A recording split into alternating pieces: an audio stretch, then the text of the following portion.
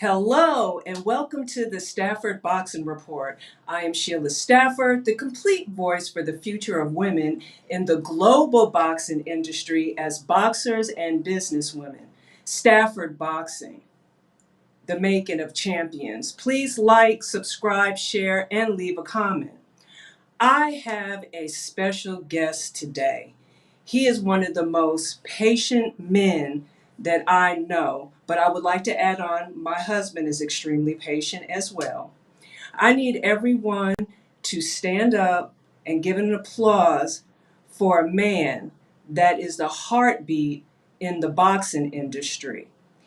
Mr. J. Russell Peltz is an American boxing promoter, a member of the International Boxing Hall of Fame, and and the Jewish Boxing Hall of Fame, if I'm correct. But if I'm not, he will definitely let us know. I have the utmost respect for Russell.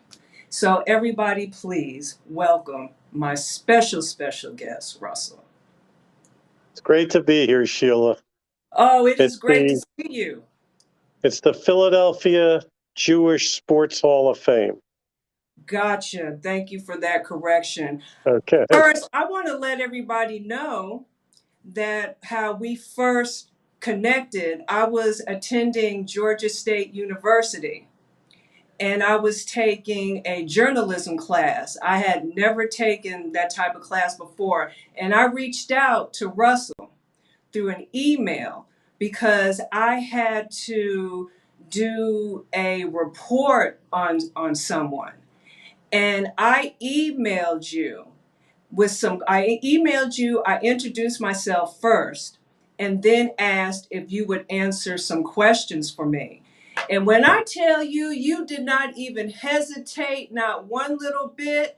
I was so, I was shocked and I was so grateful. So, my question to you is what made you do that for me? Why wouldn't I? It would only be the courteous, the right thing to do. I wouldn't want to ignore you. And boxing needs as many fans and new faces as possible. See, and that's what I like too, because a lot of times people get to a certain place in their life, another level, and a lot of times people forget what they've been through and that they as well had to start from somewhere and they just don't do it. And that really meant a lot to me. And to let you know, I got an A on that paper. Huh, that's good. But Sheila, I only did what any um, real person would do. Someone told me years ago, you don't applaud a fish for swimming. It's what they do. That is you're absolutely right. And also when I was researching on you during that time, I knew that you were a man of character, integrity, and honesty. And I want to start off by asking you about the book that you have. Can you tell our viewers the name of that book that you have? It's called $50. I'm sorry. It's called $30 and a cut eye. And it's about my half century as a boxing promoter. What are the key takeaways that someone like me and whomever else will read your book? What are the key takeaways that we should get out of from your book? Well, it's not all about what went on inside the ring. It's how we got there, how fights were made, the good things I did, the things I did that weren't so good, the fighters that thanked me, the fighters that were not happy with me. I am a hoarder and a collector, and I have a file for every fight I ever promoted going back to 1969, every contract, every poster, every program, every profit and loss statement. And I think the main reason I wrote the book is that I was a journalist in a time, and in those days, if a reader wanted to critique or get their own information published, they had to write a letter to the editor. And if a newspaper got 100 letters a week, maybe 2 would be printed. In the days of the internet, anybody can write anything. And I was so aggravated over recent years by a lot of the things that I read on the internet, which is the misinformation highway, that I wanted to set the record straight.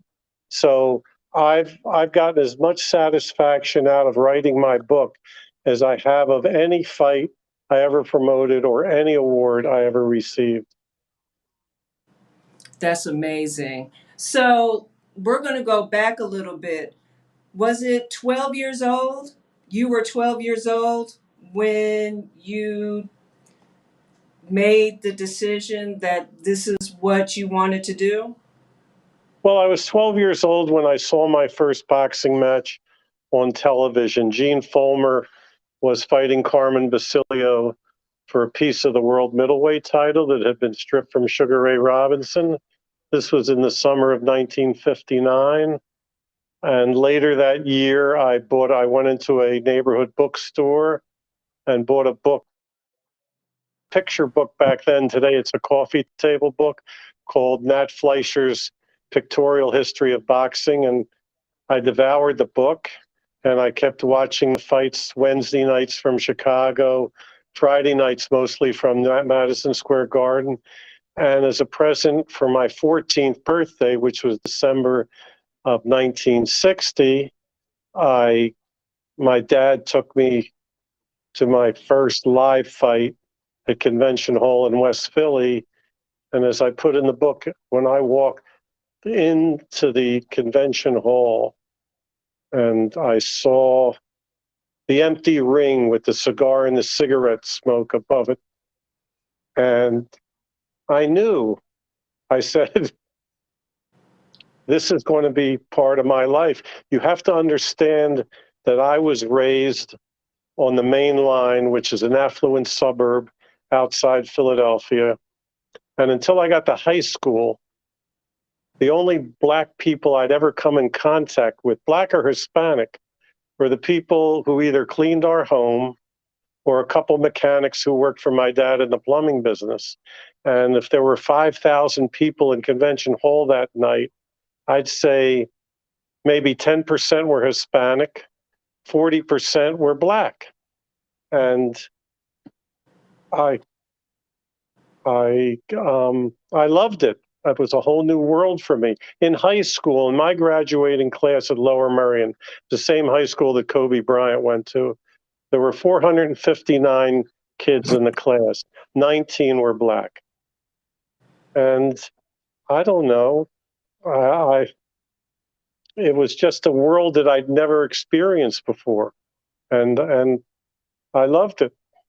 I thought at 14, going to the fights with my dad and wearing a tie and jacket, which is what everybody did in those days, if you sat ringside, I thought I was the coolest kid on the block. I would have thought the same thing too. So, I have some viewers that are not really familiar with boxing, but they've been watching the Stafford Boxing Report. So they've been learning a few things.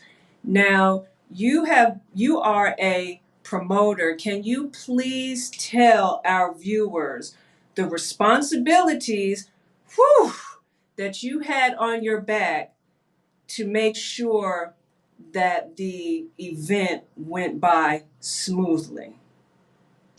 The best line I ever heard when a judge in a trial asked Bob Arum one day, what does a promoter do? He had the best line. He said, we start fights that other people finish. Mm. But the promoter's responsible for matching, for making a competitive fight that will attract customers, puts on 5 or 6 preliminary fights, rents the arena in the days before casinos, hires the ushers, the security, the liability insurance, the ambulance, the ticket sellers, the ticket takers, all those, does the marketing, the public relations, and prices the fight accordingly so that you hope enough people will show up. to turn a profit. And you could do this back then in 1969 and through the 70s. You could make money without television because boxing was still a major sport. And I don't want to come off as a downer or a hater because nobody loves boxing more than I do.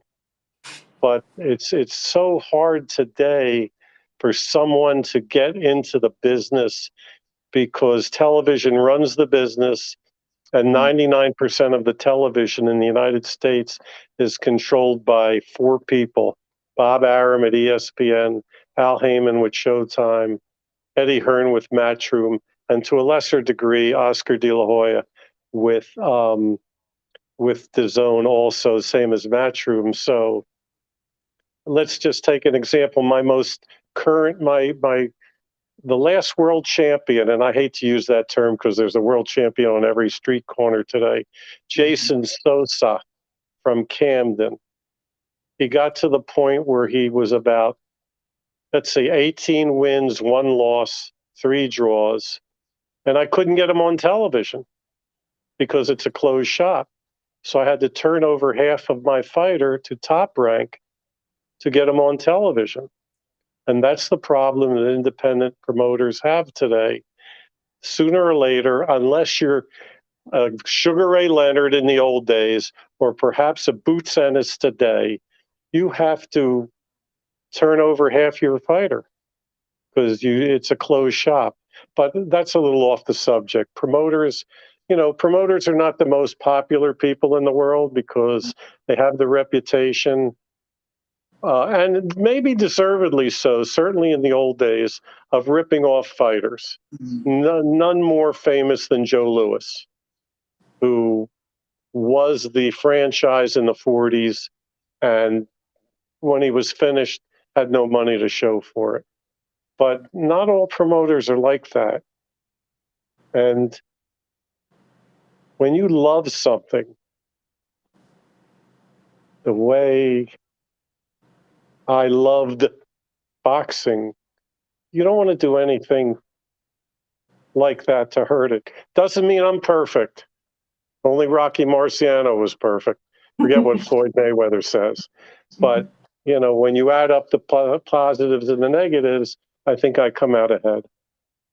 And you do. I have not heard not one thing said bad about you or negative about you. And I'm glad that you're talking about this because it's an eye opener for me who is coming into the boxing industry, especially being a woman. It makes it so much harder.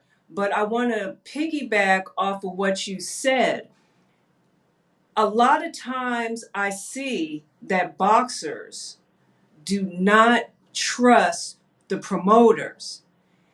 And I couldn't really wrap my mind around it because I'm saying, okay, here is somebody, a promoter, that has been given an opportunity because they are given opportunity because they can't do anything without a boxer. So why would someone like that take advantage of someone else? It just does not work for me at all. But I want to also go back to what you were saying about it being difficult coming in.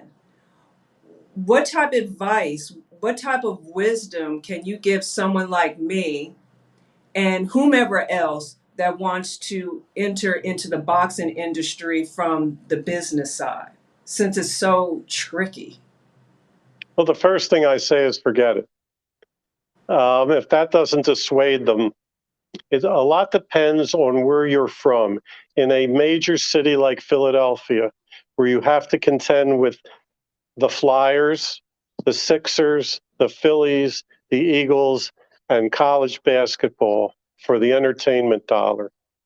It's today it's virtually impossible.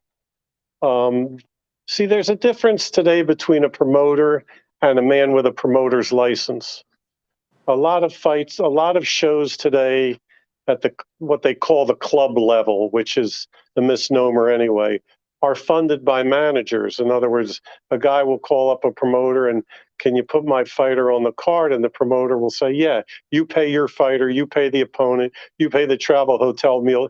I mean, this is foreign to me. That's not promoting. The manager, and in fact, there's whole shows sometimes, Sheila, where they're funded by the managers, and for every Devin Haney that makes it that way, where they sent him here and there and bought fights for him. For every fighter that makes it that way, there are hundreds, if not thousands, of managers who go broke.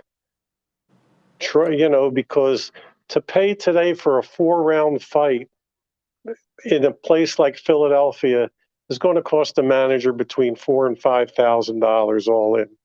And if you keep doing that and you keep adding up, and before you know it, you're 50, 60, 70, $80,000 in the hole. Your fighter is going to have to be a TV star before you can even think of breaking even. And I know managers who are hundreds of thousands of dollars in the hole. So my advice to somebody today to get into the business would be, try to get a job with Top Rank, Golden Boy, or Heyman. Otherwise, I think you could be discouraged to the point where you would bail out. You would bail out. If you're going to be a promoter, the only advice I do give to people who say, no, I'm going to do it, is make good fights. See, I've been criticized over the years for promoting for the fans rather than promoting for the fighters. If I wanted to promote fighters, I'd be a manager. But when people are paying now $10, $12, $15 to go to the movies and complaining about it, and you're charging $100, $75, $50 for people to go to non-televised fights, you don't want to see the guy in the red corner winning every fight. You don't want to see what I call cowboys and Indians, although you can't call them Indians anymore because you get in Right. trouble. But you know what Right. I mean. Mhm. Cops and robbers. If I'm spending $100 to go see a fight card, I want to see some competitive fights. I don't want to see the promoter's fighter winning every fight on the card. It's. I don't understand. Well, I do understand, because the managers are footing the bill. But to become an independent promoter today in a major city like Philadelphia, New York, Chicago, LA, Las Vegas, it's can't be done. Can't be done. Gotcha. So apparently, really, from what you're saying, boxing really hasn't changed that much for the best, except for maybe with technology and like I always say, technology and the internet of things. But I guess the middle, the base, the foundation, it's pretty much still the same.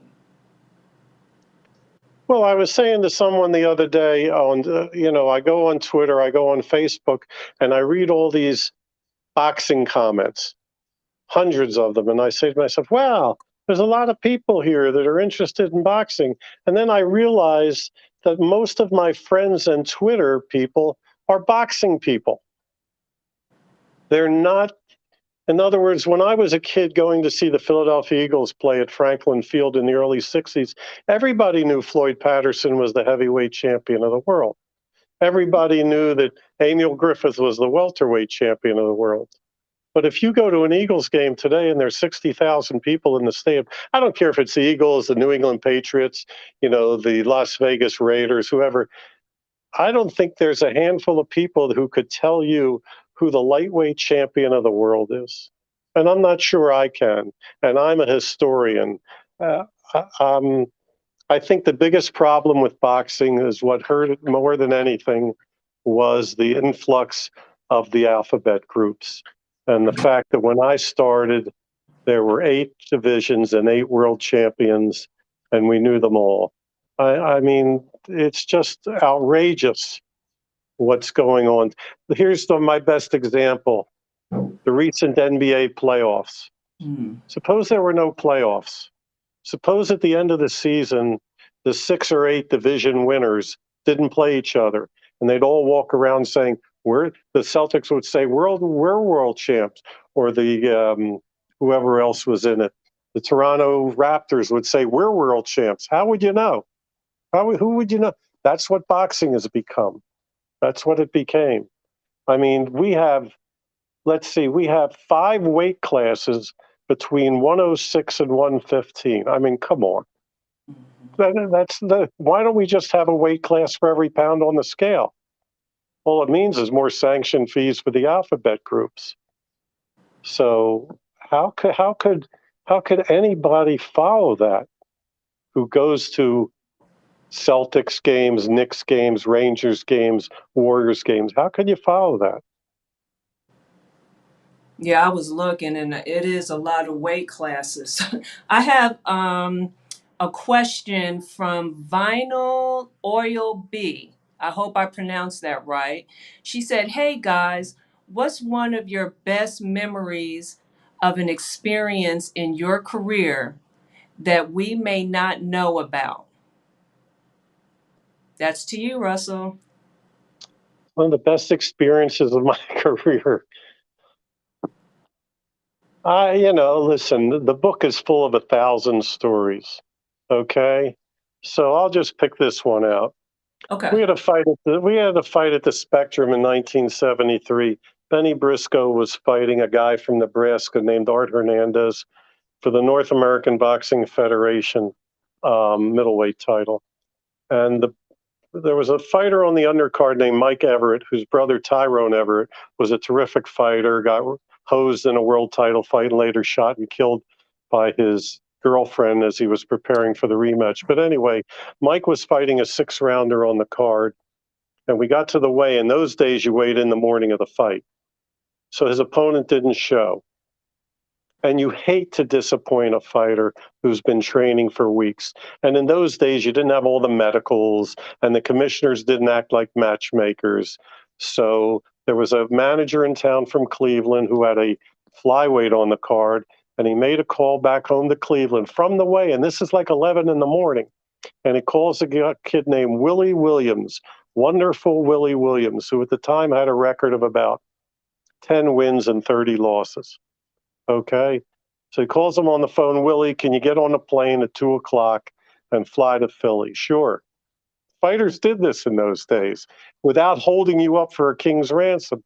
So we buy Willie a plane ticket to fly in, and I'm at my desk at the Spectrum around 6 o'clock, 6:30, because we were sending a guy to the airport to pick him up.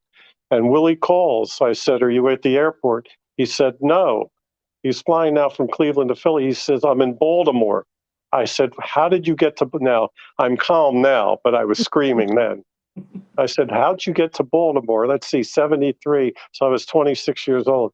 He said, the plane stopped in Philly on its way to Baltimore, and he fell asleep when he was supposed to get out in Philly. By the time he woke up, he was in Baltimore. Now, Baltimore is what, like 90 miles from Philly, something like that. I said, you get in a cab, and I don't care what it costs. I'll pay for it. And you get here. And he did it. He got in a cab, and we only had 5 fights on the card, and Briscoe's ready to come out for the main event. Okay?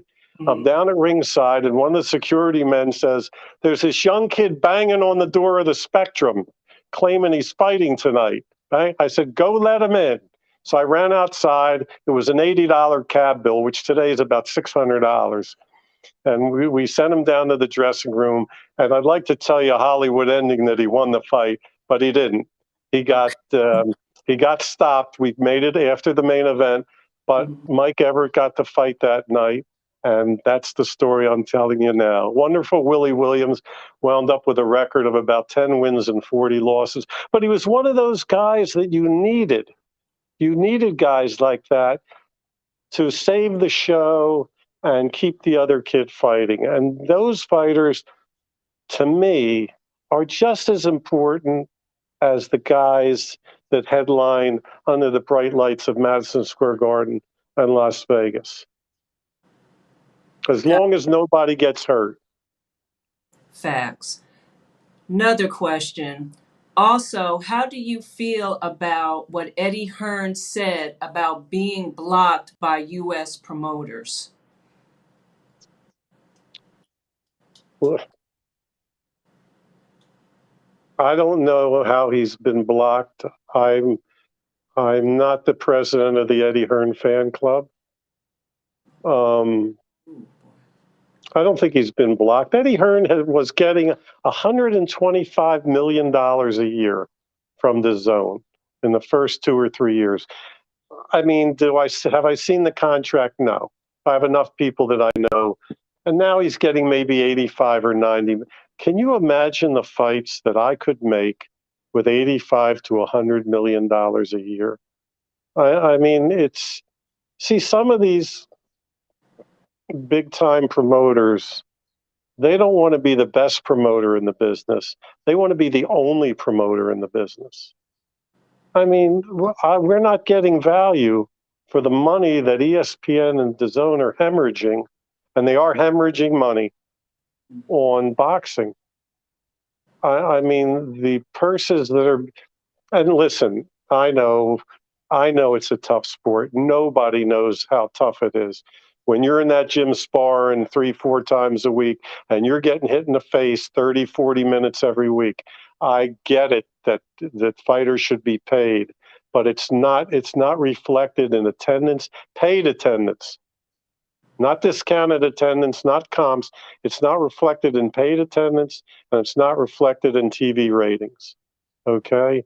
So when you pay a $3,000 fighter $15,000, like an Eddie Hearn or a Bob Arum or an Al Heyman can, and then of course he gets his head handed to him, and then you want to bring him back on your show and pay him the 3,000. Well, come on, I just got 15,000. I said, yeah, and you got your head handed to you, but so that hurts. That has hurt the independent promoters more than anything, and sooner or later, and I hate to use this term, the B side or the opponents, you're going to run out of them because they're either going to rack up so many losses that commissions aren't going to approve them, or they're going to get discouraged.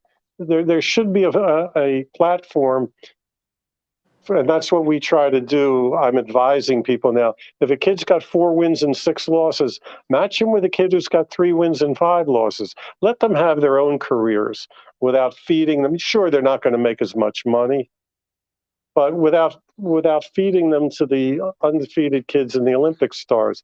As far as Eddie Hearn's concerned, I have no sympathy, none whatsoever. Because give me 100 million a year, and I'll give you the best fight you've ever seen. See, it's like a school teacher. Any school teacher can pass a kid who's got an IQ out the window or is a Mensa kid. Any school teacher can do that. But you get a kid who's learning disabled or dyslexic, and you get that kid from 3rd grade to 4th grade, then you're a teacher. It's the same way with promoting. You give me $1 million, I'll give you the best fight you ever saw. But if you give me $8,000 to put on a main event and I can give you the best fight you ever saw, then you're a promoter. And I believe that too. I'm just having questions coming in, Russell. Daryl Cobb. Hey, all. Question for Russell. How do you build a fighter without overly protecting a fighter from tough challenges?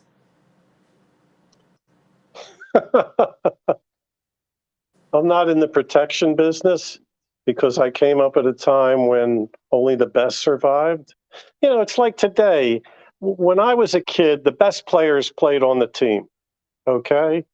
And if you came in first, second, or third in track, you got a ribbon. The 7th place kid didn't get a ribbon. That's how I grew up. Today, it's different. Today, they give out trophies for participation in a sport. But the best thing to do to answer Daryl's question is when you're building a kid up, if you're trying, keep them away from punchers. Because if you make one mistake with a puncher, the fight's over. If you make a mistake with a boxer, you've still got the rest of the fight to try and turn it around. But there's such an emphasis today that Floyd has put on being undefeated that, I mean, how many undefeated fighters are in the Hall of Fame? Calzaghe, Marciano, Floyd. I'm not sure if Ricardo Lopez was undefeated or not. He might have been the flyweight. There were, in 1961, I looked at that old Ring magazine a few years ago, 8 weight divisions, 8 champions plus one. One title was split, 89 fighters. 3 of them were undefeated. 1961. 3 out of 89 were undefeated. I compared that to the WBC rankings a couple of years ago. I just took the same 8 weight classes, 88 fighters. 31 were undefeated. 31. All that tells you is nobody's fighting anybody. So are there undefeated fighters that can fight? Yeah, but not in the ratio of how many there are. I mean, that's what I have against Showbox. They only want to show fighters that are either undefeated or have one loss. And my biggest monument to that is Gabe Rosado, who I used to manage and promote. Gabe Rosado has 14 losses and 28 wins, but he's rarely in a bad fight, and he was making hundreds of thousands of dollars. But unfortunately, casinos and network TV, they don't want the best fighters. They want the fighters with the best records. And I'm old school. Sooner or later, a fighter has to stand up.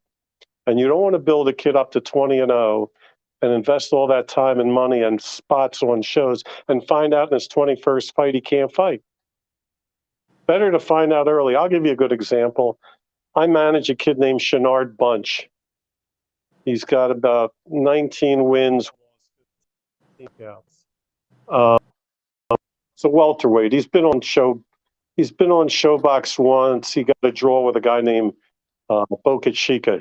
He won the fight, but they called it a draw anyway. When he was 2-0, and everybody was, his promoter was saying this kid's a killer. We were fighting on a top ranked show, and they offered us a kid named Paul Kroll, who was a hotshot amateur. And I don't know if Paul's still undefeated, but I really didn't want him to fight Paul Kroll because it was a tough fight for his third fight, his first 6-rounder, because he scored a 1-round knockout and a 2-round knockout in his first 2 fights. But I said, you know what? If we put him in with another, I don't want to use the word stiff, but you know what I mean, an easy fight, and he knocks the guy out in 1 round, I'm not going to know anything. I'm not going to know if he can fight. So let's fight Kroll, and we'll see what happens. And it was a terrific fight. Kroll won the decision, 4 rounds to 2, but I knew my kid could fight. And that's when I got involved with him afterward, because that fight showed me.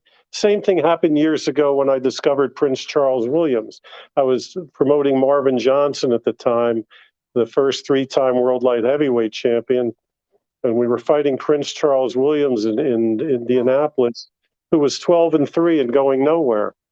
And Marvin won a decision, but it wasn't an easy fight. And when the fight was over, Prince Charles was in his corner with a real disgusted look on his face. And I said to myself as I was heading to the dressing room, I said, look at this guy. He thought he could actually come in here and beat Marvin Johnson? I said, but it's the mental aspect. And you have to appreciate the mental aspect of a guy who wants, and we signed Prince Charles after that. He didn't lose a fight for a decade, and he won the IBF world title. So there's a lot of things that go, there's a lot of guys with ability, but the mental aspect of boxing is so important. And you're right. And that's why I like the philosophies from Cus D'Amato, because that's what he said. It's the mental that's the majority of when it comes to boxing and really just anything. And he would always talk to the kids first to see where they were at before he would even move any further along with it. And I do agree with you with that because you have to be strong mentally. And the reason why I say that is because sometimes, as we're all familiar with, things are not always going to go as planned. They're not going to go right. You can work your butt off and be doing the right thing. And at the same time, you still have to keep on going and you still have to think of positivity. You got to think positive. You have to speak that positivity out in the atmosphere because if you just let it, everything just collapse and you don't speak the right words, then you're really not going to get anywhere pretty much. So I agree with you with that. Give us some gold nuggets that you can give to me, to our viewers, where they can turn those gold nuggets into a great gold mine. Never judge a fighter off one fight. I made that mistake many times, and it cost me Marvin Hagler, Buster Douglas, Antonio Tarver. You have to see a fighter several times before you can judge how good he is. Number two, always make good fights. Because if you go down, if you don't make it, nobody can say you didn't make it because you made bad fights. You don't ever want to have a show where you stand in the back because you're embarrassed about a fight that you've just put in the ring. You know, I had that experience a few times, and it's not a good one. You, the best feeling for a promoter outside of you don't want a big crowd and a terrible show because you want the people to come back. The best feeling for any promoter is when the fight is over, it gets a standing ovation. You want to make good fights. I don't care what anybody says. Um, if we had better fights in boxing and less build-up fights, boxing would be what it was in the 20th century. We had more fights that were 6-5 pick'em fights. This whole thing with Spence and Crawford is outrageous. It's outrageous. And they're both to blame. If Spence wanted to fight Crawford, he would have told Al Heyman, make the effing fight. Same thing with Crawford. There's no excuse. This never used to happen. So now when there's a good fight on TV, people say, wow, boxing's back. It's a great fight. Let me tell you something, Sheila. We had these great fights every Friday night when I was a kid. Every Friday night from Madison Square Garden. Every Wednesday night from Chicago Stadium. These were the kind of fights we had. Today, if you have one, first of all, they put it on pay-per-view, and I refuse to pay for a fight.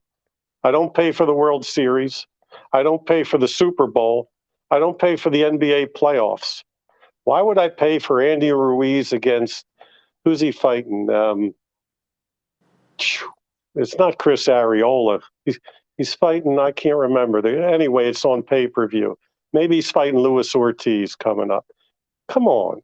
This is what's this hurts the business because 90 million people in the United States saw Ali Spinks on ABC. So today, when 1 million people watch a pay-per-view fight, promoters go through the roof. Pay-per-view is great for the promoter, and it's great for the fighters. It's terrible for the future of the business because you have fewer eyeballs watching it. So Leonard at Hearns won. No, Robinson LaMotta, the title fight in 1951, 20% of the households in America with television saw that fight. So the more you put fights on pay-per-view, the fewer people watch them. But you have to love boxing. You have to hang in there. I mean, if you read the book and read The Money That We Lost for Years, just hanging in there. You just have to You have to be dedicated. You have to love it. I'm not the greatest businessman in the world, but when you love something, it's always on your mind and you think about it. What fight can I make? This fight leads to that fight.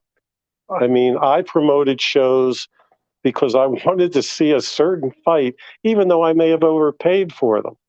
You have to survive in boxing today, you really have to love it, and you have to do it the right way.